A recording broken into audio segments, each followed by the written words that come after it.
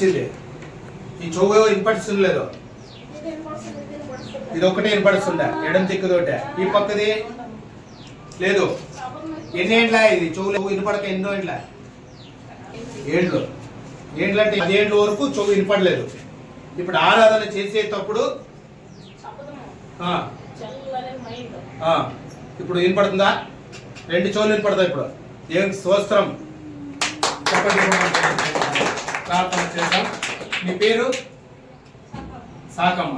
Okay, ఇప్పుడు వినపడుతుందా? ఈ చెవు ఒకటే వినిపిస్తుండే, ఇప్పుడు ఈ చెవు వినిపిస్తుంది. 10 ఏండ్ల కింద వినిపించుకున్నట్లుంది. ఓకే ఓకే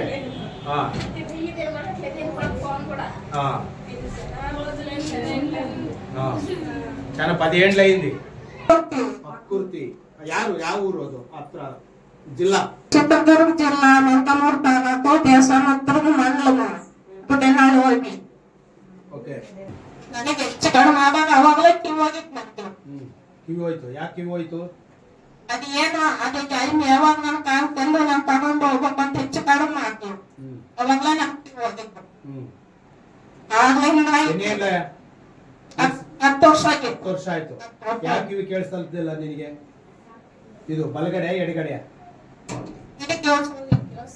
ಇದು ಕೇಳಿಸ್ತತೆ, ಅದು ಕೇಳಿಸ್ತಿದ್ದಿಲ್ಲ. 10 ವರ್ಷದ ಕೆಳಗವರೆಗೆ ಇವಾಗವರೆಗೆ ಕೇಳಿಸ್ತಾ ಇಲ್ಲ. ಇವಾಗ ಆರಾಧನೆ ಮಾಡತ್ತಾಳು.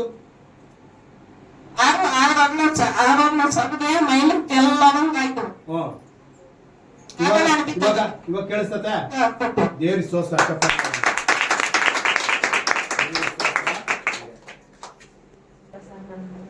ఇక్కడికి దేవుని కృపను బట్టి మహిమగల సంఘములో మరి ఇక్కడ ఆరాధనకు వచ్చి ఉంది.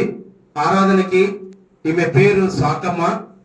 మరి మరి ప్రభువును కూడా విశ్వసించింది.